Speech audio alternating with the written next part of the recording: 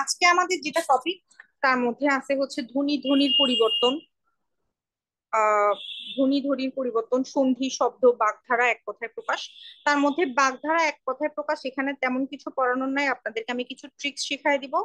আমাদেরকে হচ্ছে সন্ধি, শব্দ এগুলোতে ট্রিক্স ভালো মতো শিখতে হবে। ধ্বনির পরিবর্তন, ইভেন ধ্বনি এখানেও আমাদেরকে ট্রিক্স শিখতে হবে। সো এগুলো হচ্ছে আমাদের মোটামুটি টপিক। হুম। আচ্ছা, প্রথমে আমরা শব্দে চলে আসি। আমরা আপু, কিন্তু স্ক্রিন শেয়ার হচ্ছে না। সরি, স্ক্রিন শেয়ার হচ্ছে না, তাই তো? স্ক্রিন শেয়ার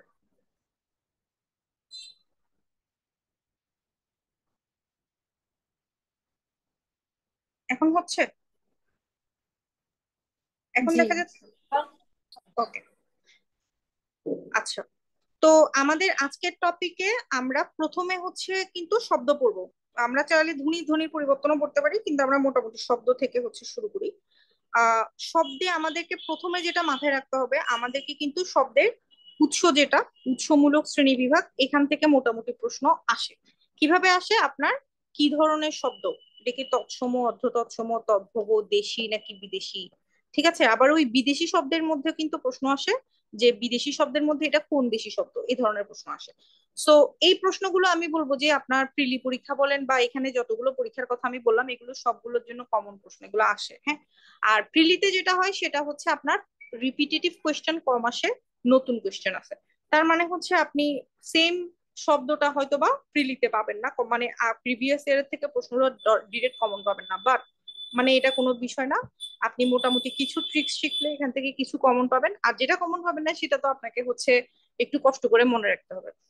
আচ্ছা, গঠনমূলক শ্রেণী বিভাগ মানে কিভাবে গঠিত হয়েছে, ঠিক আছে, সেটা দুই প্রকার, মৌলিক এবং সাধিত, এটা বোঝাই যাচ্ছে। আচ্ছা, অর্থমূলক শ্রেণী বিভাগ মানে কি? অর্থ, কোন ধরনের অর্থ সে গ্রহণ করে, অর্থাৎ কোন ধরনের অর্থ দাঁড়ায়, সেটার বেসিসে তিন প্রকার। কি কি? যৌগিক শব্দ, রূঢ় বা রূঢ়ি শব্দ, যোগ রূঢ় শব্দ। তো এটা আমরা কিন্তু নর্মালি বুঝতে পারি। যৌগিক শব্দ কি? যে শব্দের অর্থ এবং প্রচলিত অর্থ সেম, এটা হচ্ছে যৌগিক শব্দ। রূঢ় বা রূঢ়ি শব্দ কি? মানে ওর একটা শব্দের অর্থ আছে, কিন্তু আহ প্রায়োগিক অর্থটা হচ্ছে ডিফারেন্ট। আচ্ছা, আর আহ, রূঢ় বা রূঢ়ি শব্দ, ঠিক আছে। আর যোগরূঢ় শব্দটা হচ্ছে এটা পুরোপুরি ডিফারেন্ট একটা অর্থ হচ্ছে মিন করবে। আচ্ছা, আমরা দেখি, আস্তে আস্তে দেখি।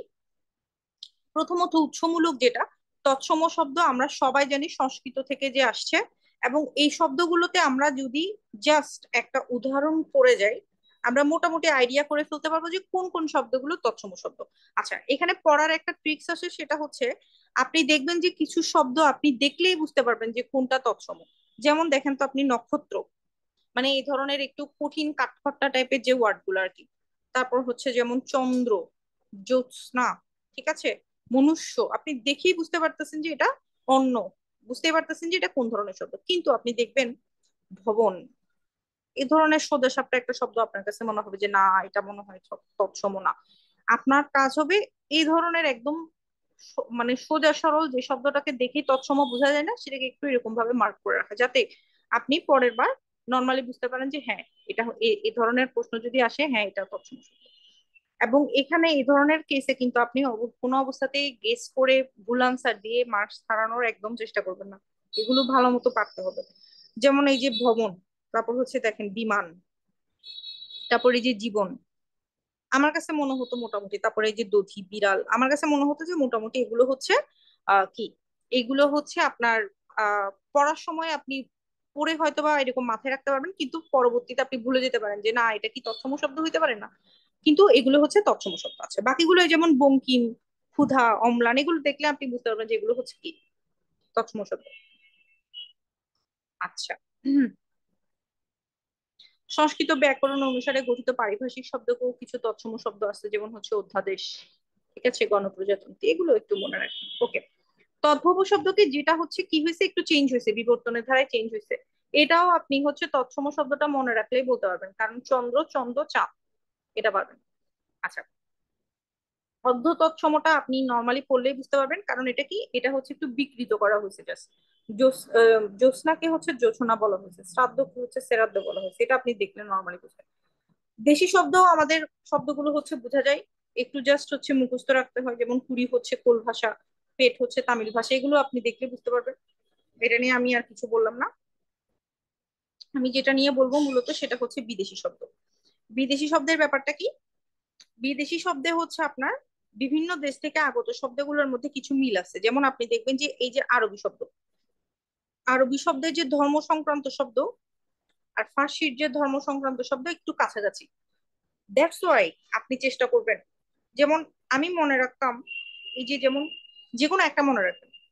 ফার্সিটা আমার কাছে মনে হতো ফার্সিটা মনে রাখা ইজিয়ার। আপনার যদি মনে হয় যে আরবিটা মনে রাখা ইজিয়ার, আপনি এটা মনে রাখতে পারেন।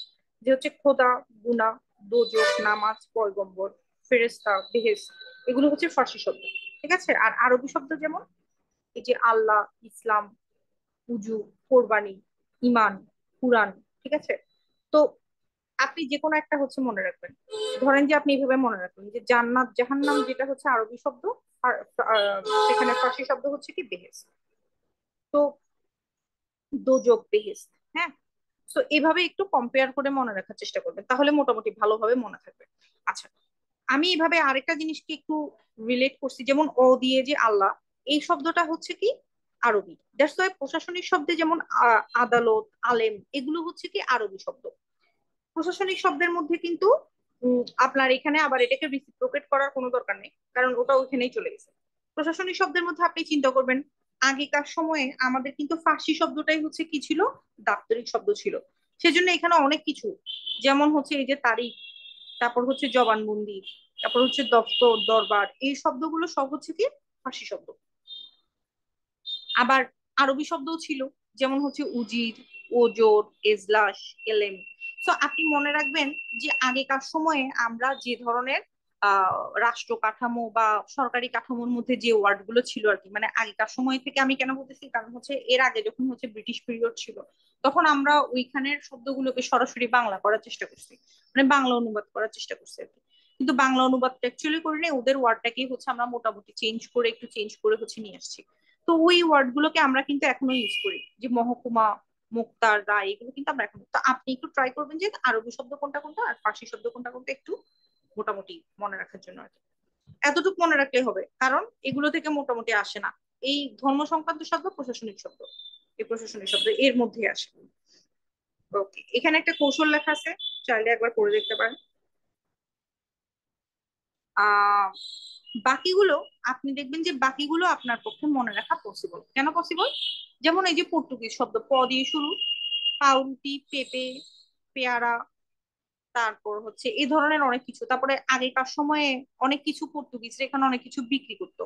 দ্যাটস ওয়াই এই যে আলপিন, বালতি, জানালা, পেরেক, এগুলো হচ্ছে ওদের নামে। ঠিক আছে? আচ্ছা, তুর্কি কি কি শব্দ ছিল দেখেন। মানে ওদের সাথে হচ্ছে গোলা বারুদের কিছু কানেকশন ছিল, এই জন্য হচ্ছে বন্দুক, বারুদ, ঠিক আছে, কাঁচি, চাকু, চাকু মনে হয় ওদের, হ্যাঁ দেখছেন, চাকর, তোপ, দারোগা, এগুলো হচ্ছে কি তুর্কি। মানে এদের সাথে হচ্ছে যুদ্ধ বিগ্রহের মানে হচ্ছে মিল ছিল আর কি, দ্যাটস ওয়াই। আচ্ছা, তারপর হচ্ছে উম তারপরে এই যে গুজরাটি, তারপর পাঞ্জাবি। ঠিক আছে?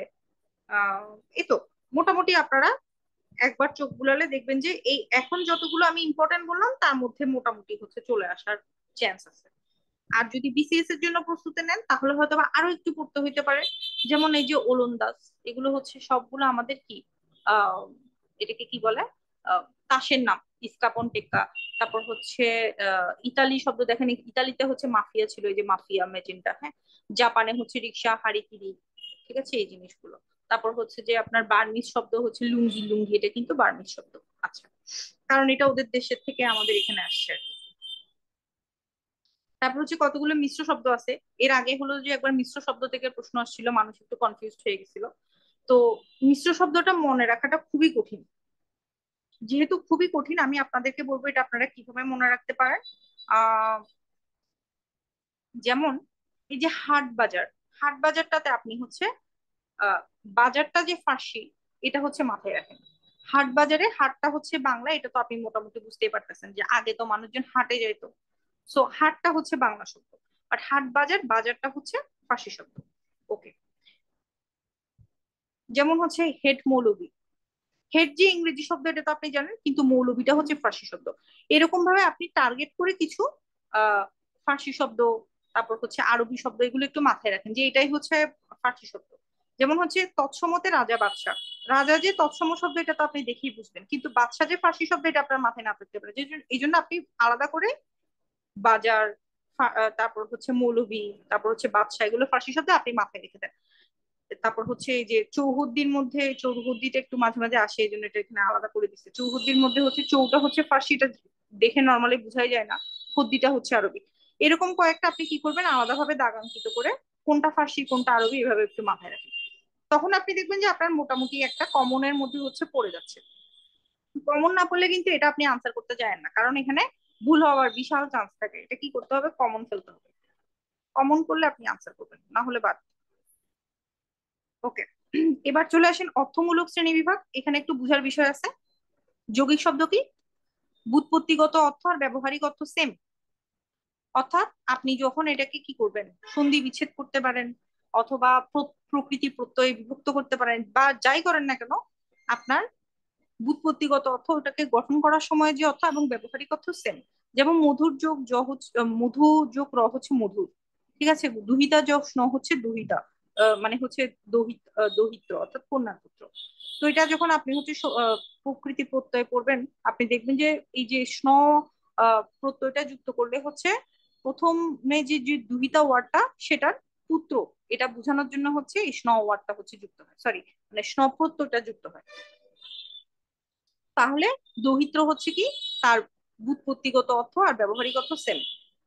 সো এইভাবে আপনি মোটামুটি যেগুলোকে এভাবে বিভক্ত করতে পারবেন সেটাই হচ্ছে কি যৌগিক শব্দ। আচ্ছা, এবার চলে আসেন হচ্ছে রূঢ় বা রূঢ়ি শব্দ। রূঢ় বা রূঢ়ি শব্দ কি, প্রত্যয় বা উপসর্গ যোগে গঠিত যে সকল শব্দের ব্যুৎপত্তিগত অর্থ এবং ব্যবহারিক অর্থ আলাদা।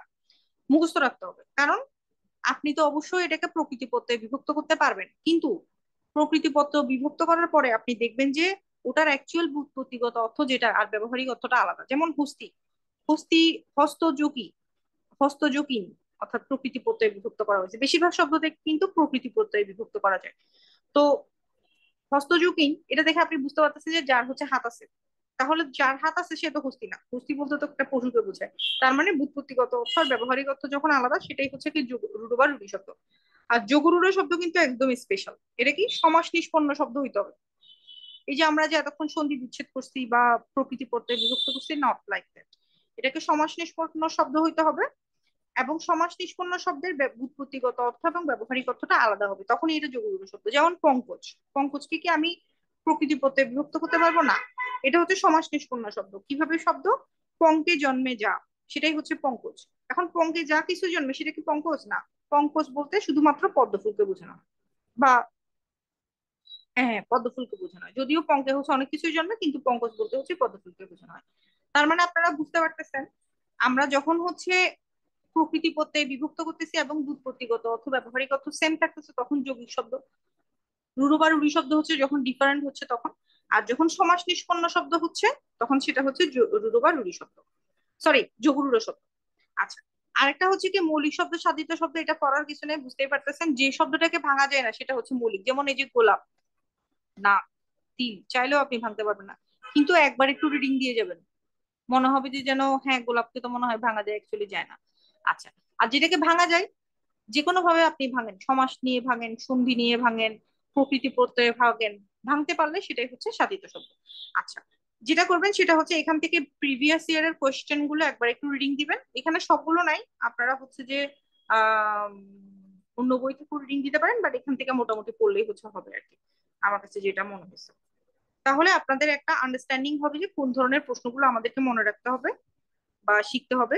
এতটুকু পড়লে আমি বলবো যে আপনারা যদি ওয়াটারের প্রিপারেশন বা নন এটাকে কি বলে এলজিটির প্রিপারেশন নেন, দিস ইজ এনাফ।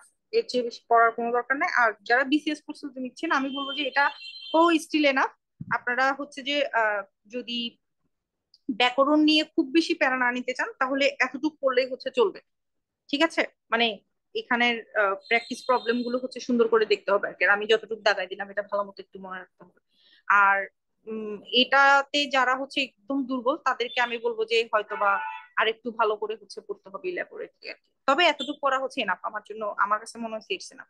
আচ্ছা, এবার আমরা চলে যাই হচ্ছে কিসে, সন্ধিতে। আচ্ছা, সন্ধির আগে আমরা হচ্ছে একটু ধ্বনি ধ্বনির পরিবর্তন এই অংশটা একটু দেখে আসি। আপনারা কি আমার কথা শুনতে পাচ্ছেন? জি আপু। ওকে। হ্যাঁ আপু, শোনা যায়। ওকে, ঠিক আছে। এবার আমরা হচ্ছে কিসে চলে যাব, ধ্বনি ও ধ্বনির পরিবর্তন। আচ্ছা, এখানে মনে হয় আমার একটু কিছু লেখা লাগতে পারে, এই জন্য আমি এখানে লেখাটা শুরু করলাম। ফার্স্ট অফ অল, এই চ্যাপ্টারের এই চ্যাপ্টারটা অ্যাকচুয়ালি আপনাদের বিসিএস এর জন্য অনেক বেশি মানে হচ্ছে গুরুত্বপূর্ণ। আর এখান থেকে ধ্বনির পরিবর্তন অংশে বা ধ্বনি থেকে হয়তোবা খুব একদম জেনেরিক কিছু কোয়েশ্চেন, হয়তোবা এলজিডি বলেন, ওয়াটারে বলেন, এখানে একদম জেনেরিক কিছু কোয়েশ্চেন আসে, তবে বিসিএস এ এখান থেকে মাস্ট কোয়েশ্চেন আসে। সেজন্য আমি এই অংশটা বলবো বিসিএস দের জন্য স্পেশালি প্রযোজ্য। এবং আপনি দেখবেন আমার এখানে হচ্ছে অনেক কিছু হচ্ছে অলরেডি, এটাকে কি বলে, বোল্ড মার্ক করা আছে। এটা যদিও আপনাদের হচ্ছে ডাইজেস্ট থেকে নেওয়া, এটাতে বোল্ড মার্ক করা আছে। এগুলো তো অবশ্যই ইম্পর্টেন্ট, আমি আরো কিছু হচ্ছে ইম্পর্টেন্ট আপনাদেরকে দাগাই দিই। আচ্ছা, প্রথমত এই ধরনের লাইনগুলো অবশ্যই মনে রাখবেন যে ভাষার মূল উপাদান বা ক্ষুদ্রতম উপাদান হচ্ছে ধ্বনি। তারপর ভাষার মূল উপকরণ হচ্ছে উপকরণ সম্ভবত বর্ণ, এটা এখানে নাই। এটা আমি একটা হচ্ছে চার্ট বানায় রাখছিলাম, ওই চার্টটা হচ্ছে আপনাদের সাথে শেয়ার করবো। মানে মূল উপকরণ, মূল উপাদান কোনটা কি, সেরকম আর কি। আচ্ছা, সো ভাষা গঠিত হয় ধ্বনির সমন্বয়ে। আচ্ছা, ভাষার স্বর বলা হয় ধ্বনিকে। আচ্ছা, ওগুলো গেল। এখন চলে আসেন হচ্ছে স্বরধ্বনি। দুই ধরনের ধ্বনি আছে, স্বরধ্বনি, ব্যঞ্জন ধ্বনি। তো স্বরধ্বনি কোনটা? যেটা মুখ গহ্বরে কোথাও বাধা পায় না, এগুলো কিন্তু জানতে হবে। হঠাৎ যদি এগুলো ভুলে যান তাহলে হবে না। আর যেটা বাধা পায় সেটা হচ্ছে ব্যঞ্জন ধ্বনি। ফাইন। স্বরধ্বনি হচ্ছে 11টা, ব্যঞ্জন ধ্বনি হচ্ছে মানে হচ্ছে 39, সরি, ব্যঞ্জন ধ্বনি হচ্ছে মৌলিক ধ্বনি হচ্ছে 30টা, আচ্ছা 39টা টোটাল, 49টা, সরি, টোটাল ধ্বনি হচ্ছে 50টা, ওটা হচ্ছে 39টা, হ্যাঁ। আচ্ছা, এখন এই যে স্বরধ্বনি, আপনাদেরকে দেখবেন যে এই স্বরধ্বনিতে কোনটা কি কোনটা কেমন এগুলো নিয়ে হচ্ছে একটু প্রশ্ন আসে, সেজন্য এখানে একটা চার্ট আছে। স্বরধ্বনি 11টা, তার মধ্যে হ্রস্বস্বর কয়টা, দীর্ঘস্বর কয়টা, হ্যাঁ, এগুলো ম্যাটার করে। যেমন স্বরীয়, রস্বই, রস্বউরি, এই চারটা হচ্ছে মাত্র হ্রস্বস্বর, বাকি সবগুলো হচ্ছে কি দীর্ঘস্বর। তো হ্রস্বস্বর হচ্ছে 4টা, দীর্ঘস্বর হচ্ছে 7টা। আচ্ছা, অর্ধ স্বরধ্বনি এটা লাগে না। তারপর হচ্ছে মাত্রা। মাত্রা থেকে প্রশ্ন আসে যে আপনার পূর্ণ মাত্রা কয়টা, অর্ধমাত্রা কয়টা, মাত্রাহীন কয়টা। সেটা মনে হয় বর্ণতে গিয়ে আসবে প্রশ্নটা, এখানে না।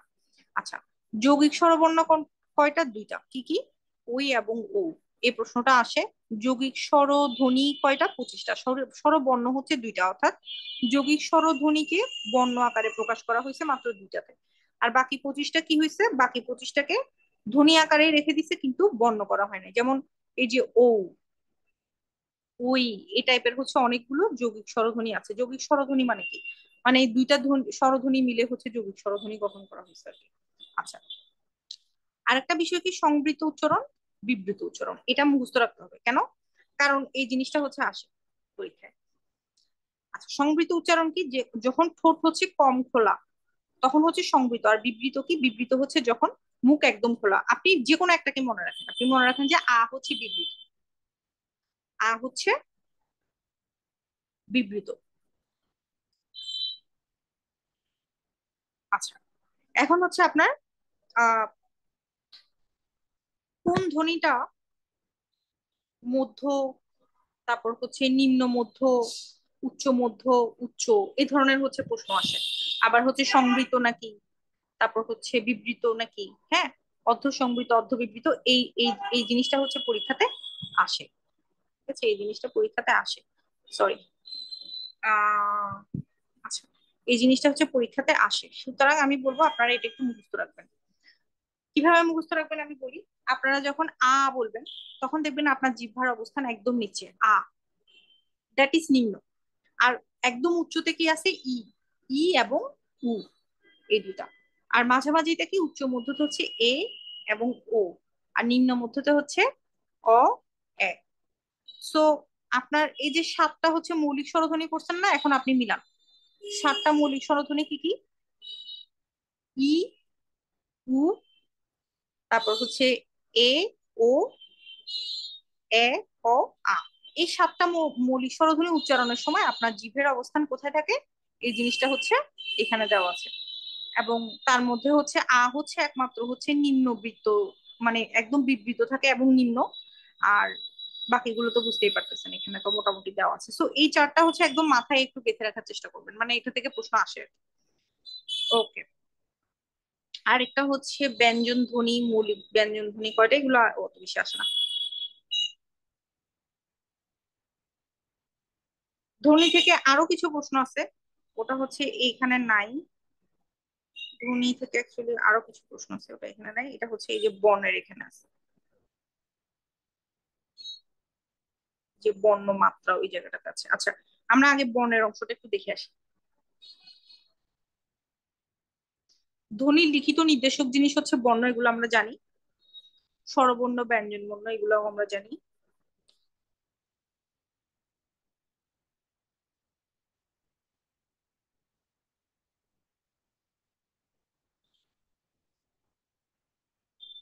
আহ আচ্ছা, গুরুত্বপূর্ণ যেটা সেটা বলি। টোটাল হচ্ছে বর্ণ আমাদের 50টা। তার মধ্যে টোটাল বর্ণ হচ্ছে আমাদের 50টা।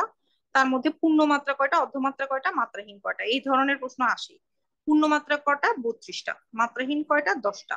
আর অর্ধমাত্রা হচ্ছে 8টা। আমাদের মাথায় অনেক সময় আসে যে আচ্ছা মনে হয় মাত্রাহীনটার সংখ্যাই সবচেয়ে কম, না, মাত্রাহীনটা হচ্ছে 10। আচ্ছা, আরেকটা হচ্ছে স্বরবর্ণের মধ্যে কোনটা পূর্ণমাত্রা, অর্ধমাত্রা, মাত্রাহীন, এটা আমাদের মুখস্থ রাখতে হবে। অর্থাৎ আমরা এই দুইটা মুখস্থ রাখবো, মোটটা আর স্বরবর্ণটা। ব্যঞ্জন বর্ণটা যদি কোনো কারণে আসে, মানে এগুলো বিসিএস এর জন্য আর কি, অন্যগুলোতে এত কঠিন প্রশ্ন আসবে না, তাহলে আপনাদেরকে বিয়োগ করতে হবে, কারণ সব মনে রাখা সম্ভব না, তখন মাথা নষ্ট হয়ে যাবে। আচ্ছা, আরেকটা হচ্ছে এই চারটা, এই চারটা ইম্পর্টেন্ট। যেখানে আপনার লাগবে হচ্ছে ঘুষ ধ্বনি, অঘোষ ধ্বনি, উম, আচ্ছা এই চারটা, কণ্ঠধ্বনি, তালব্য ধ্বনি, মূর্ধন্য, আচ্ছা দেখেন, সেটা হচ্ছে কি আমাদের প্রথম 25টা ধ্বনি হচ্ছে কি স্পর্শ বর্ণ, যেটাকে আমরা বলি আর কি। তো এই যে স্পর্শ বর্ণ, স্পর্শ বর্ণের মধ্যে আহ প্রথম দুইটা কলাম হচ্ছে কি অঘোষ ধ্বনি, পরের তিনটা কলাম হচ্ছে ঘোষ ধ্বনি। এভাবে আমাদের মাথায় রাখতে হবে। আচ্ছা, অল্প প্রাণ মহাপ্রাণ কিরকম, প্রথমটা হচ্ছে অল্প প্রাণ, পরেরটা হচ্ছে মহাপ্রাণ। অল্প প্রাণ মহাপ্রাণ তো আমরা আশা করি জানি, অর্থাৎ যেটাতে হচ্ছে নিঃশ্বাস জোরে টেনে রাখতে হয় না সেটা হচ্ছে অল্প প্রাণ, আর যেটাতে রাখতে হয় সেটা হচ্ছে মহাপ্রাণ। তাহলে ক, খ, গ, ঘ, এভাবে আমরা মনে রাখতাম। আর পঞ্চমটা কি, পঞ্চমটা হচ্ছে অনুনাসিক বা নাসিক্য। এই দেখেন এখানে আছে। ওটা হচ্ছে এই যে নাসিক্য, এটা হচ্ছে অনুনাসিক বা নাসিক্য। আচ্ছা, তো নতুন ব্যঞ্জন মানে হচ্ছে নতুন ব্যাকরণ অনুযায়ী আবার না অনুনাসিক বা নাসিক্য একটু চেঞ্জ হয়েছে। আচ্ছা, আমি একটা জিনিস ট্রাই করব, সেটা হচ্ছে এখানে আপনাদের নতুন যেগুলো চেঞ্জ হয়েছে ওটার জন্য আমি আপনাদেরকে একটা আলাদা করে একটা চার্ট দিয়ে দিবো। ওটা যেহেতু এখানে আমি অ্যাড করি নাই আর কি, ওটা আমার কাছে করা আছে, আমি আপনাদেরকে ওটা দিয়ে দিবো। আচ্ছা, আমি আপনাদেরকে এখানে জেনেরিক জিনিসগুলো বলতেছি। তো এতটুকু আপনাদের পড়ার পরে আপনাদের জানতে হবে হচ্ছে শীষ ধ্বনি কয়টা, পার্শ্বিক ধ্বনি কোনটা কোনটা, অন্তস্থ বর্ণ কোনটা কোনটা, হ্যাঁ, তারপর হচ্ছে কম্পন জাত কোনটা, তারণ জাত কোনটা, তারপর হচ্ছে পরাশ্রয়ী কোনটা, কয়টা। এগুলো হচ্ছে একটু মোটামুটি কি করবেন আপনারা রিডিং দিয়ে নেবেন, তাহলে আপনাদের কি হবে, আহ মোটামুটি একটা আইডিয়া হয়ে যাবে। তারপর হচ্ছে কি যুক্ত বর্ণ কোনটা, মানে কি কিসের সাথে কি যুক্ত করলে কি হয়। এর মধ্যে দেখবেন যে কয়েকটা একটু কঠিন আছে, যেমন হ যোগ মূর্ধন্য, এটা কি নটা কিন্তু নিচে হবে। আর হ যোগ দন্তান্ন যদি হতো, নটা হচ্ছে উপরে হতো। এই ধরনের যেগুলো একটু কঠিন সেগুলো হচ্ছে ভালো করে মনে রাখবেন, আর বাকিগুলো দেখবেন যে আপনারা নর্মালি পারতেছেন। আচ্ছা, এটা গেল। এখন আমরা চলে আসি হচ্ছে ধ্বনির পরিবর্তন। ধ্বনির পরিবর্তনটা একটু ভালো করে শিখার বা মনে রাখার জিনিস, কারণ এটা হচ্ছে যে একদম একটু ব্যাকরণের মতো আর কি। তো এটা যদি হচ্ছে ভালো করে মনে রাখেন, দেখবেন যে এটা থেকে প্রশ্ন আসলে ওটা আপনি পাচ্ছেন। আচ্ছা, ধ্বনির পরিবর্তন কি রকম হয়, একটা হচ্ছে স্বরধ্বনির পরিবর্তন, আর একটা হচ্ছে ব্যঞ্জন ধ্বনির পরিবর্তন। তো স্বরধ্বনির পরিবর্তন কি কি, ব্যঞ্জন ধ্বনির পরিবর্তন কি কি, এটা আপনাকে আগে ভালো করে জানতে হবে।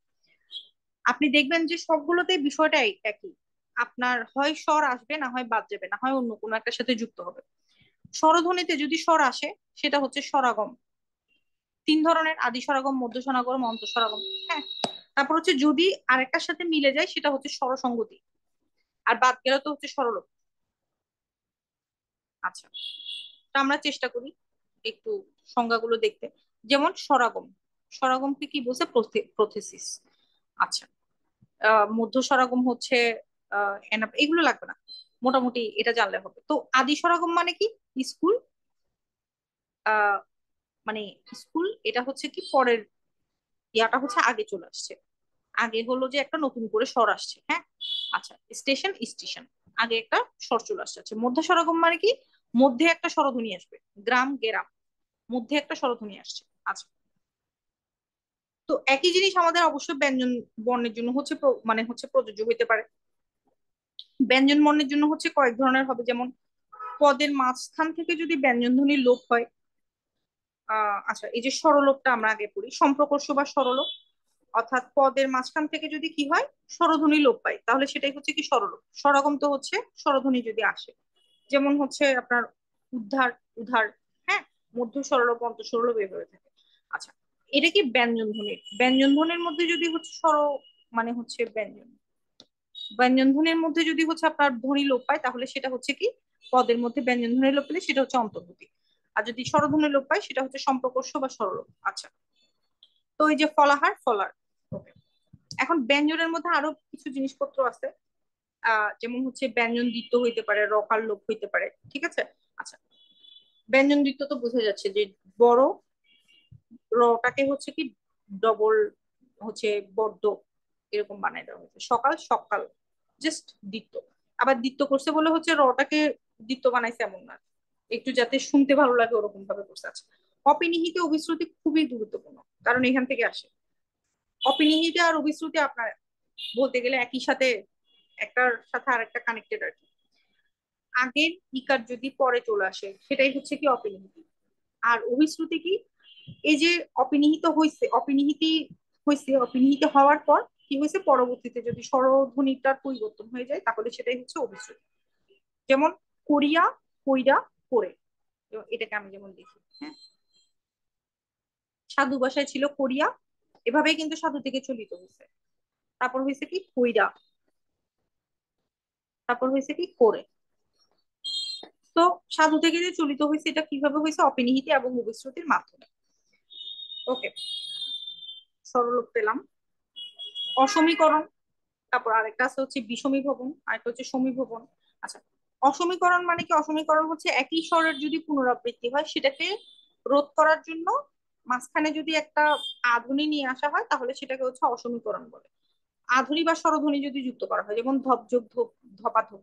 আচ্ছা, আরেকটা ছিল বিষমীভবন, বিষমীভবন একটা ছিল। এই যে বিষমীভবন বা ব্যঞ্জনচ্যুতি। তো ব্যঞ্জন, আপনি চিন্তা করবেন যে ব্যঞ্জন ধ্বনির যে পরিবর্তন সেটার নামগুলো একটু ডিফারেন্ট। সো ব্যঞ্জনচ্যুতি মানে কি? আহ সমবর্ণের একটা যদি পরিবর্তন হয়ে যায় সেটা হচ্ছে বিষমী ভবন, আরেকটা হচ্ছে ব্যঞ্জনচ্যুতি। তো সমবর্ণের একটা সাপোজ পরিবর্তিত হয়ে গেল, শরীর, শরীর। আর ব্যঞ্জনচ্যুতি মানে কি? যদি হচ্ছে একটা ব্যঞ্জন ধ্বনি বাদ চলে যায়, যেমন হচ্ছে বড় দিদি থেকে বর্দি, বড় দাদা থেকে বর্দা। আর অ- অন্তর্গতি কি ছিল? শেষের থেকে যদি বাদ চলে যায় তাহলে হচ্ছে ব্যঞ্জনচ্যুতি, আর মাঝখান থেকে যদি বাদ চলে যায়, যেমন ফলাহার, ফলার, ফাল্গুন, ফাগুন, সেটা হচ্ছে কি অন্তর্গতি। এভাবে একটু কানেক্ট করে করে মনে রাখতে হবে, না হলে আপনি দেখবেন ভুলে গেছেন। ওকে।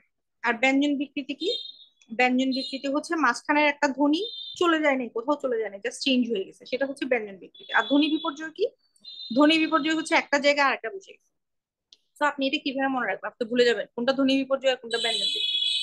আচ্ছা, মনে রাখবেন এভাবে। যেমন বিপর্যয় মানে কি? সাপোজ আপনার একটা ভূমিকম্প হইলে সে বিপর্যয়। এরকম যদি ভূমিকম্পের একটা ধাক্কা লাগে, এক ধাক্কায় কি হয়েছে, রিক্সার শ ডানে থেকে বামে চলে আসছে, বা কটা হচ্ছে বাম থেকে ডানে চলে গেছে। এই যে সাপোজ হচ্ছে ভূমিকম্পের ধাক্কা লাগছে, এই ধাক্কা লেগে যে চেঞ্জটা হয়েছে, দ্যাটস হোয়াই ইট ইজ ধ্বনি বিপর্যয়। আর বিকৃতি তো আপনি নিজে নিজে ক্রিয়েট করছেন, কবাটকে কপাট বলা শুরু করে দিচ্ছেন। সো এইভাবে হচ্ছে মনে রাখবেন আর কি। আচ্ছা, আশা করি সবগুলোই হয়ে গেছে। আরেকটা হচ্ছে কি স্বরসঙ্গতি। স্বরসঙ্গতি কি? স্বরসঙ্গতি হচ্ছে আপনার প্রথম মানে পূর্বের স্বরধ্বনির সাথে পরের স্বরধ্বনি মিলে যদি ডিফারেন্ট কিছু হয়ে যায়, যেমন মূলা, প্রথমটার উ এবং আহ, তারপর হচ্ছে পরেরটাতে হচ্ছে আ, প্রথমটার কারণে হচ্ছে চেঞ্জ হয়ে গেছে, আকার পরিবর্তিত হয়ে ওকার, আহ পরিবর্তিত হয়ে ওকার এবং একার হয়েছে। সো এই জিনিসটার কারণে হচ্ছে এটাকে কি বলছে, প্রগত স্বরসঙ্গতি সংগতি, অর্থাৎ প্রথম ধ্বনির কারণে পরের ধ্বনি চেঞ্জ হয়ে গেছে, এটা হচ্ছে প্রগত স্বরসঙ্গতি। পরাগত স্বরসঙ্গতি কি, শেষ ধ্বনির কারণে প্রথম ধ্বনি পরিবর্তিত হয়ে গেছে, এটা হচ্ছে পরাগত স্বরসঙ্গতি, যেমন দেশি দিশি। আচ্ছা, অনন্য স্বরসঙ্গতি কি, যদি একটার কারণে আরেকটা পরিবর্তিত হয়, মানে দুটোটাই যদি মোটামুটি পরিবর্তিত হয়, যেমন মোজা মুজো, দুটোটাই পরিবর্তিত হলে সেটা হচ্ছে অনন্য স্বরসঙ্গতি। আমি বলবো এটা অনেক ইম্পর্টেন্ট, কেন এটা থেকে বেশিরভাগ সময় প্রশ্ন আসে এবং মানুষজন ভুল করে। এই যে মূলা থেকে যে মূল হয়েছে, মানুষ চিন্তা করে যে প্রগত স্বরসঙ্গতি নাকি পরাগত স্বরসঙ্গতি। আচ্ছা, আরেকটা হচ্ছে কি সমীভবন। সমীভবন মানে কি, সমীভবন মানে হচ্ছে আহ মানে স্বরসঙ্গতি আর সমীভবন অলমোস্ট সেম। স্বরসঙ্গতি মানে হচ্ছে যে স্বরধ্বনির কারণে মানে স্বরধ্বনিটা চেঞ্জ হচ্ছে, আর সমীভবন মানে হচ্ছে ব্যঞ্জন ধ্বনিটা চেঞ্জ হচ্ছে, মানে এখানে হচ্ছে কম্পারিজন করে দিচ্ছে আর কি, যেটা আপনাদের মনে থাকে। তো যেমন হচ্ছে চক্র, বোঝাই যাচ্ছে যে ক রফলা ছিল, তাহলে এখানে জাস্ট একই হয়ে যাবে চক্র। আচ্ছা, একইভাবে পরাগত সমীভবন দেখেন আপনি, ব্যঞ্জন ধ্বনিটা একটু বোঝা সহজ, কাঁদনা কান্না, মানে পরেরটার কারণে মাঝখান মানে ন এর কারণে দ চেঞ্জ হয়ে গেছে, দ্যাটস হচ্ছে কাঁদনা কান্না। আচ্ছা, অনন্য সমীভবন হচ্ছে দুটার কারণে, যেমন বিদ্যা বিদ্যা। ওকে, তাহলে আমি আপনাদেরকে আবার বলি, এই স্বরসঙ্গতি অর্থাৎ স্বরধ্বনির যেটা, এটা একটু মনে রাখাটা টাফ, সেটা অনন্য হোক পরাগত হোক প্রগত হোক, এটা একটু ভালো করে মনে রাখবেন। আচ্ছা, সমীভবন মোটামুটি পারবেন। তাহলে আশা করি ধ্বনি পরিবর্তন বুঝতে পারছেন, এবং আমি বলবো যে আপনারা নিজেরা যদি এটা একটু ভালো করে মানে নিয়মগুলো জাস্ট আরেকবার একটু মাথায় ঝালাই করে নেন, এটা এটা আপনার ইভেন প্র্যাকটিসও করে যেতে হবে না, সবগুলো মুখস্থ করতে হবে না, কোনো দরকার নেই, আপনি জাস্ট নিয়মটা একটু মাথায় ভালো করে ঝালাই করে গেলে দেখবেন পারবেন। এই প্রশ্ন উত্তরগুলো জাস্ট একবার একটু দেখবেন। আচ্ছা, এরপর আমরা দ্রুত আরেকটাতে যাই, সেটা হচ্ছে সন্ধি। সন্ধিটা দেখার পর আমরা সমার্থক বিপরীতার্থক এটা দেখে ফেলবো। আচ্ছা, সন্ধিতে আসলে খুব বেশি কিছু দেখার নাই, আমি আপনাদেরকে সন্ধিতে যেটা বোঝানোর চেষ্টা করব সেটা হচ্ছে আপনারা সন্ধিটা কিভাবে দেখবেন। সন্ধিতে আপনাদের কিন্তু এখন এসে এই বয়সে এসে আর নিয়ম শেখার কোনো দরকার নেই, কারণ আপনি দেখবেন যে নিয়মগুলো আপনি পারেন। কিভাবে পারেন আমি বলি। স্বরসন্ধির ব্যাপারটা কি, এটা জাস্ট একবার জাস্ট নর্মালি মনে রাখবেন যে সরিয় যোগ সরিয় হলে সরেয়া হবে, সরিয় যোগ সরেয়া হলেও সরেয়া হবে, সরেয়া যোগ সরেয় সরিয় হলেও সরেয়া হবে, আ যোগ আ হলেও কি হবে, আ হবে। যেটা মানে আলটিমেটলি জিনিসটা আই হবে, ও এর সাথে অমিললেও আ হবে, ও এর সাথে আমিললেও আ হবে, এভাবে। আচ্ছা, তাহলে বিষয়টা কেমন, নরযোগ অধম নরাধম, এটা আপনি পারবেন, এটা আপনার না পারার কিছুই নেই। তারপর হচ্ছে এটা একবার একটু করবেন, হ্যাঁ, উ এর সাথে কিভাবে, হ্যাঁ, এখান থেকে আপনার একটু মনে রাখতে হবে। যেমন অজ কি হয়েছে কি, এ, অর্থাৎ আপনি সরিয় সরেয়া রস্যি দীর্ঘি রস্য দীর্ঘ রি এ। সো আপনার হচ্ছে তৃতীয় লাইনের, অর্থাৎ প্রথম লাইনের সাথে দ্বিতীয় লাইন মিলে আলটিমেটলি তৃতীয় লাইনে চলে গেছে, দ্যাটস ইট। আপনি বুঝতে পারতেছেন তো, তাই না, সরিয় সরেয়া রস্যি দীর্ঘি রস্য দীর্ঘ রি এ। সো প্রথম লাইনের এই যে এই দুইটার সাথে মিলে এই তৃতীয় লাইনে চলে গেছে। সো এটা আপনি আশা করি বুঝতে পারছেন। আচ্ছা, এ উই ও ও। আচ্ছা, তাহলে এই অ এর সাথে উ মিলে আলটিমেটলি কি হয়েছে, ও হয়েছে, আর ও এর সাথে ই মিলে হয়েছে কি, এ। এই জিনিসটাই আপনাদের জাস্ট হচ্ছে কি করতে হবে, মনে রাখতে হবে। বাকিটা আপনারা পারবেন, দেখেন ও এর সাথে ই মিলে এ হচ্ছে, দীর্ঘ ই মিললেও কিন্তু এই হচ্ছে, আর ও এর সাথে উ হলে হচ্ছে ও হচ্ছে। So that's it. এইভাবে এই জিনিসটা হচ্ছে জাস্ট মাথায় রাখা, হ্যাঁ? আচ্ছা, আরেকটা কি, ও এর সাথে এ হলে হচ্ছে ওই হচ্ছে, ও এর সাথে এ হলে হচ্ছে ওই হচ্ছে। একটা একটা করে উদাহরণ দেখবেন, যে জন যোগ এক জনক। তারপর হচ্ছে আহ যেমন এখানে এটা যে হচ্ছে মহাযোগ ঈশ মহেশ। হুম, এরকম কয়েকটা উদাহরণ আপনারা মনে রাখবেন, সাথে নিয়মটা। আচ্ছা, যেমন পরম যোগ ঔষধ পরম ঔষধ, হ্যাঁ, এগুলো পারবেন, মানে নিয়মটা মনে রেখে। ওকে, গেল। এরপর যেটা, এটা অনেক ইম্পর্টেন্ট।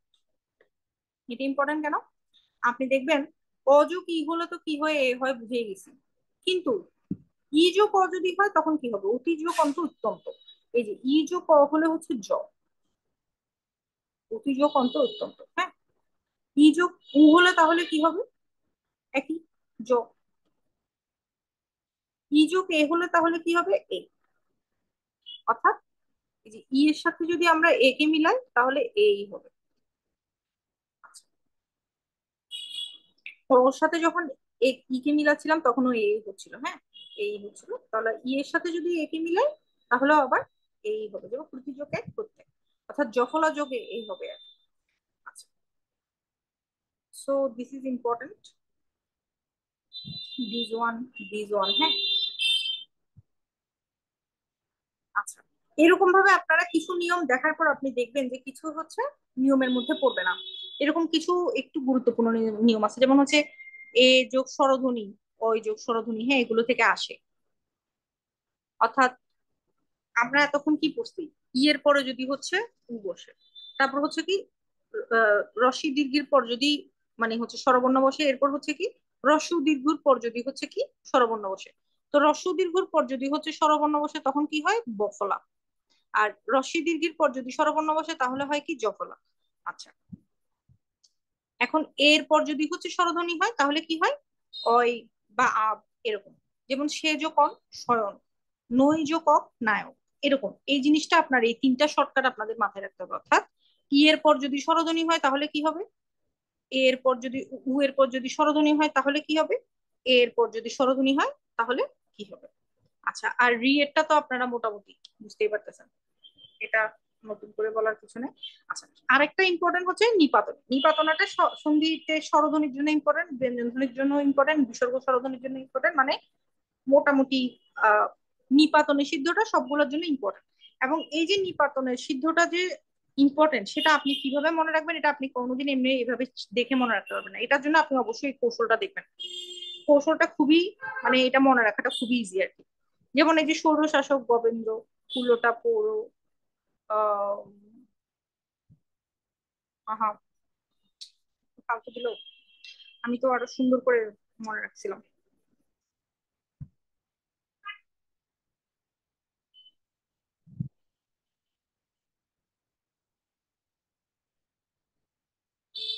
আপনি হচ্ছে মোটামুটি একটা স্টোরি বানাই নেওয়ার চেষ্টা করবেন আর কি। যেমন হচ্ছে গবাক্ষ মানে কি জানেন, গবাক্ষ মানে হচ্ছে কিন্তু জানালা। তো মনে রাখবেন এরকম ভাবে, যেমন হচ্ছে আহ উম, এবার এখানে যেটা বলছে যে সৌর শাসক গবেন্দ্র, কুলোটা প্রৌঢ় গবাদি পশু গবাক্ষকে প্রেষণে বোম্বেতে শুদ্ধির জন্য মাতৃন্দ নামক ডাক্তারের নিকট পাঠিয়ে কিনা তা পরস্পরের সঙ্গে আলাপ করে নিল। আচ্ছা, এটা একটা জাস্ট স্টোরি বললো আর কি। তা আপনারা যেটা চেষ্টা করবেন নিজের মতো একটা স্টোরি হচ্ছে বানায় নেওয়ার। আমি হচ্ছে একটা স্টোরি বানাইছিলাম যে কুলোটা নারীরা প্রৌঢ় লোকজনের সাথে গবাক্ষে বসে মার্তণ্ড আহ দেখছিল, এরকম ভাবে হচ্ছে যে মোটামুটি একটা স্টোরি বানাইছিলাম আর কি। তো এটা এটা আপনার ইচ্ছা, আপনি কিভাবে স্টোরি বানাবেন, বাট আপনি চেষ্টা করবেন যে মোটামুটি যতগুলো আছে সবগুলোকে নিয়ে যাতে একটা স্টোরি বানাইতে পারেন এবং এইভাবে মনে রাখতে পারেন। আচ্ছা, এবার চলে আসি ব্যঞ্জন সন্ধিতে। ব্যঞ্জন সন্ধিতে খুব বেশি নিয়ম নাই, শর্টকাট গুলো হচ্ছে একটু দেখার চেষ্টা করবেন। খুব বেশি নিয়ম নাই, হ্যাঁ। যেমন প্রযোগ ছদ প্রচ্ছদ, এটা হচ্ছে স্বরধ্বনি যোগ ছ হচ্ছে এই যে দ্বিত্ব, তারপর হচ্ছে আবারও দ্বিত্ব, এই যে ত, তারপর হচ্ছে চ ছ, এটা হচ্ছে দ্বিত্ব। তারপর হচ্ছে এই খণ্ডত, উদ্যোগ জল উজ্জ্বল, এগুলো তো আমরা নর্মালি পাই। ঠিক আছে, এখানেও আপনারা যেটা চেষ্টা করবেন, যেটা আচ্ছা, তারপরে এই যে নাসিক্য, নাসিক্য যদি চলে আসে দিক যোগ নির্ণয়, হুম, দিক নির্ণয় বা দিক নির্ণয়, বাকযোগময় বাংময়। আচ্ছা, এখানেও আপনারা যেটা চেষ্টা করবেন তারপর হচ্ছে এই যে ধ্বনি, ধ্বনির জন্য বেশ মোটামুটি চেঞ্জ হয় আর কি। সংযোগ ধান সন্ধান সংযোগ এগুলো অনেক আসে। কালব্য, আচ্ছা, এখানেও হচ্ছে আপনারা চেষ্টা করবেন কি নিপাতনের সিদ্ধ ব্যঞ্জন সন্ধি যেগুলো, এগুলো আলাদা করে মনে রাখতে। এখানে দেখবেন এই যে বনস্পতি, বনযোগপতি, এটা অনেক সময় হচ্ছে বিসর্গ সন্ধি মনে হয়, হ্যাঁ। তস্কর, পরস্পর, একাদশ। আচ্ছা, আমি আপনাদেরকে তাহলে একটা কাজ করতে পারি, এই নিপাতনের সিদ্ধ সন্ধির জন্য আমার কাছে কিছু নোট করা আছে, মানে নোট করা আছে বলতে হচ্ছে নিয়ম হচ্ছে নোট করা আছে আর কি। নিয়ম না মানে শর্টকাট মনে রাখার জন্য গল্প একটা নোট করা আছে, এটা আমি আপনাদেরকে দেওয়ার চেষ্টা করবো। তাহলে যেটা হবে আপনারা মোটামুটি একসাথে মনে রাখতে পারবেন। আচ্ছা, বিসর্গ সন্ধি তো সেম, আমি এখানে আর নতুন করে বাড়াচ্ছি না। বিষয়টা হচ্ছে আপনাদের নিয়মগুলো হচ্ছে একটু দেখতে হবে, নিয়মগুলো দেখার পর যেটা আপনাদের নিপাতনের সিদ্ধ, নিপাতনের সিদ্ধ এমনি মনে থাকবে না, নিপাতনের সিদ্ধর জন্য আপনাদের আহ মানে হচ্ছে আলাদা করে নিয়ম করে হচ্ছে মনে রাখতে হবে। আমি নিপাতনের সিদ্ধ একটা হচ্ছে শীট দেওয়ার চেষ্টা করতেছি। আচ্ছা, আরেকটা হচ্ছে কি, পরীক্ষাতে যেগুলো আসছে এগুলো আপনারা একবার একটু এক নজরে একবার একটু হচ্ছে রিডিং দিবেন, তাহলেই হচ্ছে চলবে। আচ্ছা, শেষ। এখন আমরা আসি, আচ্ছা এটা আমি আরেকটা জিনিস বলে দিই, সেটা হচ্ছে ওয়াটারের ক্ষেত্রে বা হচ্ছে এলজিডির ক্ষেত্রে ওনারা যখন হচ্ছে সন্ধির জন্য পড়বেন, আপনারা যেটা চেষ্টা করবেন সেটা হচ্ছে নিপাতন এগুলো একটু মনে রাখার, মোটামুটি ওখান থেকে আসতে যেতে পারে। আরেকটা হচ্ছে বাকিগুলোতে একটা মানে হচ্ছে নিয়মটা দেখবেন, নিয়মটা দেখে একটা উদাহরণ দেখবেন, বাকিটা আপনি নর্মালি পারবেন। আপনার ধ্বনি পরিবর্তনের ক্ষেত্রেও, সন্ধির ক্ষেত্রেও, সমাসের ক্ষেত্রেও এগুলোতে জাস্ট নিয়মটা মনে রেখে একটা উদাহরণ, একটা বা দুটো উদাহরণ দেখলে আপনারা পাবেন। আচ্ছা, এবার চলে আসি হচ্ছে শব্দ তো পড়ায় ফেলছি। এখানে আরো কিছু জিনিস ছিল, যেমন হচ্ছে বিপরীতার্থক শব্দ, সমার্থক শব্দ, হ্যাঁ। তারপর হচ্ছে বাগধারা ছিল। বাগধারাটা কি আমি দেখাতে পারছি আজকে? এই যে বাগধারা এক কথায় প্রকাশ। আচ্ছা, এখানে একটা জিনিস আছে, সেটা আমি আগে একটু বলে নিই। তারপর হচ্ছে আমি বাগধারা এক কথায় প্রকাশে কিভাবে পড়তে হবে সেটা বলবো। সেটা হচ্ছে আপনারা যেটা চেষ্টা করবেন, সমজাতীয় বাগধারাগুলো একসাথে পড়ার। এখন সমজাতীয় বাগধারা এখানে সবগুলো দেওয়া নেই, এখানে একটু করে দেওয়া আছে। সেটা কি, কোনো একটা বিষয় যদি এমন হয় যে অসম্ভব বা কল্পনা, অসম্ভব, যেমন আকাশ কুসুম, এটা বলতেও কল্পনা বোঝায়। ঘোড়ার ডিম, এটা বলতে হচ্ছে ব্যাঙের সর্দি। ঠিক আছে, অবাস্তব জিনিস আর কি, কাঁঠালের আম সত্য অবাস্তব জিনিস। আচ্ছা, আপনি দেখবেন যে অপদার্থ বলতে হচ্ছে যতগুলো অর্থ আছে আর কি, যেমন হচ্ছে অকাল কুষ্মাণ্ড, এটাও বলতে অপদার্থ বোঝায়। আমরা কাঠের ঢেকি বলতে অপদার্থ বোঝায়। এভাবে আপনি চেষ্টা করবেন যে যেগুলোর মিনিং সেম সেগুলো যাতে আপনি একসাথে মনে রাখতে পারেন। ঠিক আছে, যেমন এই যে খয়ের খা, এটা বলতেও বুঝায় তোষামোদে, আবার ধামা ধরা বলতেও কি বুঝায়, তোষামোদে। ঠিক আছে, ইঁদুর কপালে বলতে বোঝায় মন্দভাগ্য, আট কপালে বলতেও কি বোঝায়, মন্দভাগ্য। আবার একমাত্র অবলম্বনে কি কি বোঝায় দেখেন, সবেধন নীলমণি, এটাও একমাত্র অবলম্বন। অন্ধের যষ্টিও একমাত্র অবলম্বন, অন্ধের নারীও একমাত্র অবলম্বন। এভাবে একটু মনে রাখতে হবে। এরপর আপনি চলে আসেন এখানে, এটা আপনারা হচ্ছে রিডিং দিবেন। রিডিং দিলেই দেখবেন যে বেশিরভাগই আপনাদের মনে থাকে, যেটা মনে থাকে না সেটাকে আপনারা একবার দাগ দিয়ে রাখবেন, যাতে পরের বার এটা আপনার ভুল হচ্ছে কিনা আপনি চেক করতে পারেন যে আপনার এটা কি ভুল হচ্ছে কিনা। এছাড়া বাকি সবগুলো এখানে আমার মানে স্পেশালি ব্যাখ্যা করার কিছু নেই, এটা আপনাদের রিডিং দিতে হবে। রিডিং দিলে দেখবেন যে মনে থাকতেছে। যেটা মনে থাকবে না সেটাকে কি করবেন, মার্ক করে রাখবেন। যেমন সাপোজ আমার এটা মনে থাকলো না, অষ্টরম্ভ মনে থাকলো না, ফাঁকি দেওয়া, এটা আমার মনে থাকলো না, এটা আমি এভাবে দাগ দিয়ে রাখলাম, যাতে পরের বার আমি এটাকে ভালো করে রিভাইজ করতে পারি। That's it. এক কথায় প্রকাশে চলে আসি। এই বাগধারা কিন্তু সহজ। এক কথায় প্রকাশে যেটা সমস্যা হয় সেটা হচ্ছে একই রকম অনেক কিছু থাকে, একই রকম অনেকগুলো ওয়ার্ড থাকে, এবং মানুষ ভুল করে। আমি আপনাদের বিসিএস এর জন্য বলবো, বিসিএস এ কি করবেন, বাক্য সংকোচন বাদ করবেন না। কেন? বিসিএস এ হচ্ছে আপনারা বাগধারাটা ভালো করে শিখেন, বাক্য সংকোচন আপনারা লিখিতর জন্য শিখলে শিখতে পারেন, কিন্তু প্রিলিতে যেটা হবে, আপনি যদি একই সাথে বাগধারা এবং বাক্য সংকোচন দেখেন আপনার মাথা কনফিউজ হয়ে যাবে। এই জন্য আপনার যদি পসিবল, মানে আপনার যদি বেশি টাইম না থাকে, আপনি বাক্য সংকোচন বাদ দিতে পারেন, বাগধারা থেকে মোটামুটি অনেক প্রশ্ন আসে। বাক্য সংকোচনে যেটা হয় সেটা হচ্ছে একই টাইপের অনেক কিছু থাকে, অনেকগুলো থাকে। যেমন এই যে দেখেন, যা জল দেয় জলদ, ঠিক আছে, যা কষ্টে জয় করা যায় দুর্জয়, যা কষ্টে লাভ করা যায় দুর্লভ। হ্যাঁ, এটা হয়তো আপনার মনে থাকবে, কিন্তু কতগুলো থাকবে এমন অদ্ভুত যেটা আপনার মনে থাকতেছে না। যেটা যেটা মনে থাকতেছে না সেটা যদি আপনি আনসার করতে চান তাহলে সমস্যা। এই জন্য আমি প্রথমেই বলে, যেটা আপনি দরকার হলে বাদ দেন, যদি না পারেন আর কি। আর যদি আপনার সময় থাকে আপনি করতে পারেন, তাহলে আবারও বাগধারার মতো প্রযোজ্য, আপনি একবার রিডিং দিবেন। রিডিং দেওয়ার পরে যেগুলো আপনার মনে থাকতেছে সেটা তো থাকতেছে, আর যেটা মনে থাকতেছে না, সাপোজ এই যে যা বলা উচিত নয় অকথ্য, এটা সাপোজ আপনার মনে থাকে না, এটাকে আপনি ভাবে বার্ন করে রাখবেন, যাতে পরের বার রিভাইজ করার সময় আপনি এটা ভালো করে দেখেন, কারণ বাকিগুলো তো আপনি ন্যাচারালি পারতেছেন। ওকে, এবার চলে আসেন সমার্থক শব্দ বিপরীতার্থক শব্দটা। আচ্ছা, সমার্থক শব্দ বিপরীতার্থক শব্দটা আপনাকে প্রথমে যেটা দেখতে হবে, প্রশ্ন। একটু দেখবেন যে এখান থেকে কি ধরনের প্রশ্ন আপনার আসে। হুম, দেখেন, পানের মানে পানের একটা ইয়া হচ্ছে কি, তাম্বলিক। তাহলে এটা, এই যে তামসিক, তারপর হচ্ছে বারুই, পর্ণকার, এগুলো সবই কিন্তু কি, মানে পানের হচ্ছে কি সমার্থক। তামসিক কিন্তু পানের সমার্থক না। সো আপনার প্রশ্নটাই ছিল যে তাম্বলিক শব্দের সমার্থক নয় কোনটি, তামসিক, আপনি দেখেই বুঝে গেছেন। তার মানে আপনি বুঝতে পারতেছেন আপনার যখন বিসিএস এর জন্য প্রিপারেশন নিতে হবে তখন আপনার সমার্থক শব্দতেও একটু কঠিন থেকে প্রশ্ন আসতে পারে, বাট স্টিল আপনি গেস করতে পারবেন। দেখেন, গেস করতে পারেন সূর্য শব্দের সমার্থক কোনটি? অর্ক, অন্য, প্রসূন, পল্লব।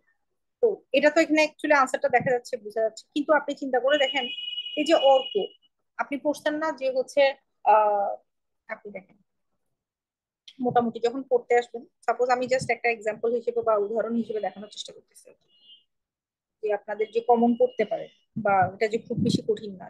আমার খুব কঠিন মনে হইতো এই যে দেখেন সূর্য, আপনাকে কিন্তু একদম লাস্ট পর্যন্ত মনে রাখতে হচ্ছে না, মোটামুটি এই যে রবি, হ্যাঁ, তারপর হচ্ছে ভানু, এই যে বলে না ভানুমতি, আদিত্য, অর্ক, আদিত্য অর্ক, এই দুটো হচ্ছে মানুষের নাম হয়। তো এইভাবে মনে রাখতে পারেন। মার্তণ্ড তো আমরা সবাই মনে রাখতে পারি, মানে হচ্ছে যে মানে আগুন গন গন করতেছে এরকম কিছু একটা মনে হয় মার্তণ্ড ওয়ার্ডটা শুনলে।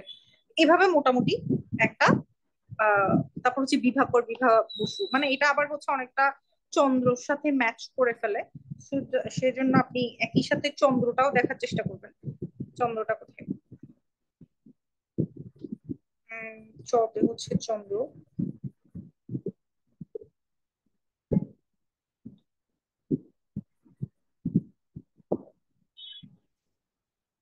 চন্দ্র এই যে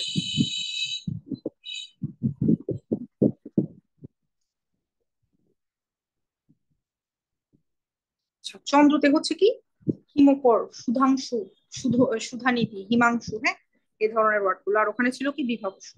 সো এরকম আপনার কাছে যখনই একটা কনফিউজিং মনে হবে, আপনি যেটার সাথে কনফিউজ করতে চাচ্ছেন তার সাথে একটু মানে হচ্ছে কম্পেয়ার করে পড়বেন, এবং পুরোটাই আবারও বাগধারার মতো প্রযোজ্য। একবার একটু রিডিং দিবেন। একদম কঠিন ওয়ার্ড আপনাকে মুখস্থ করে ফেলতে এমন এমন হবে এমন না। যেমন এই যে চন্দ্রের জন্য কি আপনাকে এই যে মৃগাঙ্ক, কলাভৃত, এত কিছু কি আপনাকে মুখস্থ করতে হবে না। আপনি জাস্ট মোটামুটি যেগুলো ইজি ওগুলো মনে রাখার চেষ্টা করেন। এই যে কলাবৃত, এরকম একটা জিনিস হচ্ছে আপনার ওই যে ইয়াতে আছে, আহ হরিণ,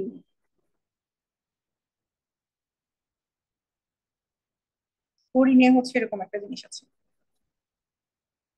নাকি কাকে আছে, কাকে আছে মনে হয়, কাক, এই যে পরবৃত, পরবৃত হচ্ছে কি কাক, আর চন্দ্র কি কলাবৃত। সো যখনই আপনি একটা কনফিউজ দেখবেন তখন এখানে মানে রিলেট করে হচ্ছে পড়ে ফেলার বা দাগ দিয়ে ফেলার চেষ্টা করবেন, তাহলে পরের বার দেখবেন আপনি পড়ার সময় মোটামুটি আইডিয়া হয়ে গেছে যে এটা এভাবে আসতে পারে, আসলে আমি মোটামুটি মনে রাখবো। এই তো। আর যেগুলো আপনার কাছে ইম্পর্টেন্ট মনে হচ্ছে না, দেখে ইম্পর্টেন্ট মনে হচ্ছে না, বা এই যে প্রশ্ন থেকে দেখে ইম্পর্টেন্ট মনে হচ্ছে না, ওগুলো বাদ। মনে হয় আশা করি মানে বুঝাইতে পারছি আর কি। আর বিপরীত শব্দটাও আপনার এখানে ওভাবে মনে থাকে না, আমার নিজেরও মনে থাকে না।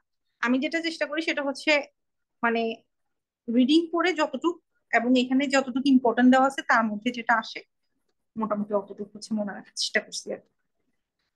সো এই পিডিএফ গুলো আমি আপনাদেরকে দিয়ে দিব, এবং আপনাদেরকে যে হচ্ছে দুইটা প্রশ্ন দেখানোর কথা ছিল ওইগুলার পিডিএফ গুলো আমি আপনাদেরকে দিয়ে দিব আর কি। ঠিক আছে। আর যদি কোনো প্রশ্ন না থাকে তাহলে আমরা মোটামুটি আছে এই যে ওয়াটারের যে প্রশ্নটা দেখেন, যেহেতু আজকে ওয়াটারের মোটামুটি একটা ক্লাস ছিল, এটা যদিও কম্বাইন্ড ক্লাস আর কি, ওয়াটারের আমি প্রশ্নটা এই কারণে দেখাচ্ছি আপনাদের ওয়াটারে টোটাল 70 মার্কস এর পরীক্ষা, যেখানে আপনাদের নন টেকনিক্যাল অংশ থেকে হচ্ছে কত আসে দাঁড়ান, সরি, নন টেকনিক্যাল অংশ থেকে হচ্ছে আপনাদের 5, 10, 20, 30, 30 হচ্ছে চলে আসে, হ্যাঁ। আর 40 হচ্ছে আপনাদের টেকনিক্যাল থেকে আসে। সো এই যে 30 যে নন টেকনিক্যাল থেকে আসে, এই নন টেকনিক্যালে আপনি দেখবেন যে এই অংশটাতে হচ্ছে যে আপনার কোন ভাষা থেকে গ্রহণ করা হয়েছে, তারপর হচ্ছে এই যে দেখেন কিংবা কোন ধরনের অব্যয়, তারপর হচ্ছে কোনটি কারক বিভক্তি, এই সবগুলো থেকে একটু একটু করে আসছে। যেমন হচ্ছে জজ সাহেব কোন সমাসের উদাহরণ, আইলা কিরিস কোন ভাষার শব্দ, এটা হয়তো বা পারবেন না, আমি নিজেও পারবো না। আধার মানিক বাগধারার অর্থ কি, হ্যাঁ, এগুলো কিন্তু এক্সাক্ট পারতে হবে। সো এই জন্য আমি আপনাদেরকে বলবো যে যেমন এক কথায় প্রকাশ যেগুলো, এক কথা সরি এক কথায় উত্তর দিন যেগুলো, এক কথায় উত্তরটা হচ্ছে আপনাদের যে জিকে থেকে আসবে, এটা হচ্ছে ব্যাকরণ 10। হুম। আর এটা তো হচ্ছে ইংলিশ। সো মোটামুটি এরকম যখন প্রশ্ন হবে আপনাদের আহ আমি আপনাদেরকে যে ম্যাটেরিয়ালটা সাপ্লাই করবো এখান থেকে হচ্ছে মোটামুটি চলে আসবে আর কি। সো আর যদি কোনো প্রশ্ন না থাকে আমরা মোটামুটি আজকের ক্লাস এখানে এন্ড করব। আশা করি এইটুকু অংশ ক্লিয়ার আর কি।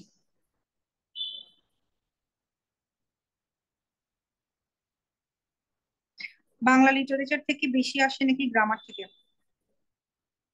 বিএসসি, আচ্ছা, বাংলা, এটা এটা কিসের জন্য বলছেন? প্রিলিতে কিন্তু বাংলা লিটারেচার থেকেই বেশি আসে। অর্থাৎ টোটাল 30, তো 30-র মধ্যে হচ্ছে বাংলা লিটারেচার থেকে হচ্ছে, সরি, টোটাল 35। বাংলা লিটারেচার থেকে হচ্ছে 20, আর বাংলা গ্রামার থেকে হচ্ছে 15। আর সিভিল রিলেটেড এক্সাম গুলোতে আপনার আহ, এটা মোটামুটি কাছাকাছি আসে আর কি। লিটারেচার থেকে মনে হয় কম আসে, গ্রামার থেকেই মনে হয় বেশি আসে। ইংলিশে তো আপনার গ্রামার থেকেই বেশি আসে সিভিল রিলেটেড এক্সাম গুলোতে, হ্যাঁ এটাই বলতেছি। ইভেন ব্যাংকেও মোটামুটি হচ্ছে যে আপনার বাংলাতে সম্ভবত গ্রামার আর হচ্ছে লিটারেচার এই দুটার মধ্যে ব্যালেন্স আসে, কিন্তু ইংলিশে হচ্ছে গ্রামার থেকেই বেশি আসে, এরকম আর কি। ওকে, আর কি কোনো প্রশ্ন আছে?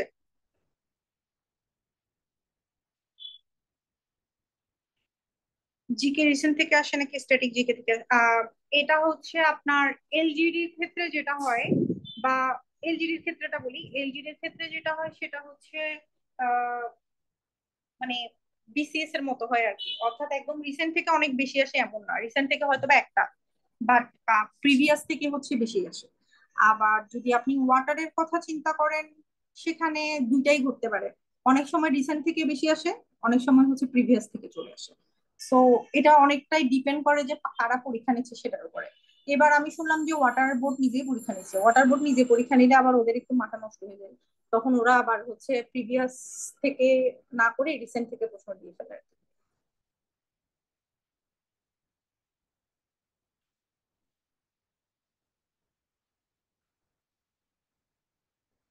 অন্য বোর্ড কেউ এক্সাম পেপার হলে কিভাবে প্রশ্ন করবে?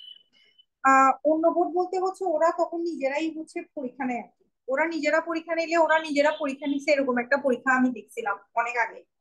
আহ আইবিএ পরীক্ষা সম্ভবত নিবে না। হ্যাঁ হ্যাঁ, ডাইজেস্ট এনাফ, এগুলোর জন্য ডাইজেস্ট এনাফ। সিভিল রিলেটেড যেটা হবে সেখানে হচ্ছে আপনার, সরি, এটাকে কি বলে, বুয়েট না নিয়ে যদি হচ্ছে আপনার ওনারা নিজেরা নেয়, ওয়াটার যদি নিজেরা নেয়। বিএসটিরা তো অ্যাকচুয়ালি আইবি এর মাধ্যমে নিচ্ছে, কিন্তু ওয়াটারের আবার নিজেদের নেওয়ার একটা হচ্ছে যে এক্সাম্পল আছে আর কি। ওনারা নিজেরা যদি নেয় তখন হচ্ছে আপনার ইয়া করে, আহ এটা কি বলে, ওনারা হলো যে নিজেরা একটু কঠিন প্রশ্ন করে ফেলে। সো ইন দ্যাট কেস আমি বলবো যে টেকনিক্যাল প্রশ্নটা কঠিন করে রাখে, নন টেকনিক্যালটা খুব বেশি কঠিন করে না।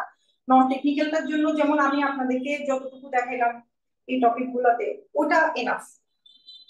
মোটামুটি দেখে গেলে হচ্ছে এনাফ আর কি। একবার একদম দেখে না গেলে দেখবেন যে আপনি নিয়মটাই ভুলে গেছেন, তখন আবার সম্ভব না।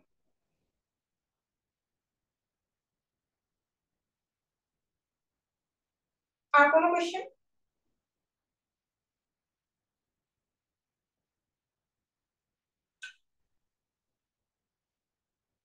আচ্ছা, আশা করি তাহলে আর কোয়েশ্চেন নাই। তাহলে আমরা আজকের ক্লাসটা হচ্ছে এখানে এন্ড করলাম।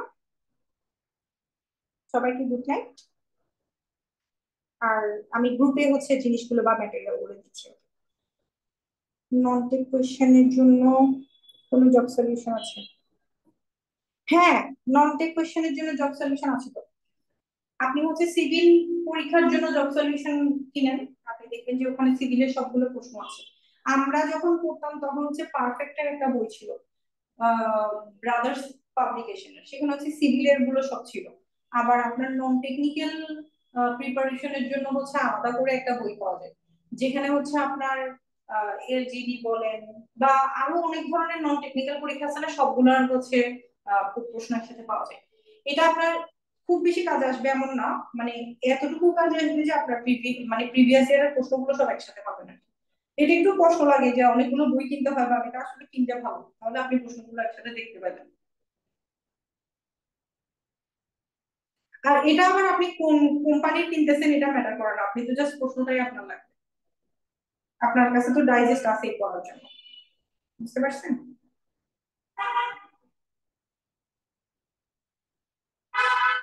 ওকে, ঠিক আছে তাহলে। থ্যাংকস এ লট। আর যদি কোনো প্রশ্ন থাকে কোনো অসুবিধা নাই, গ্রুপে আমাকে লিখতে পারেন। ওকে, ঠিক আছে তাহলে। Good night.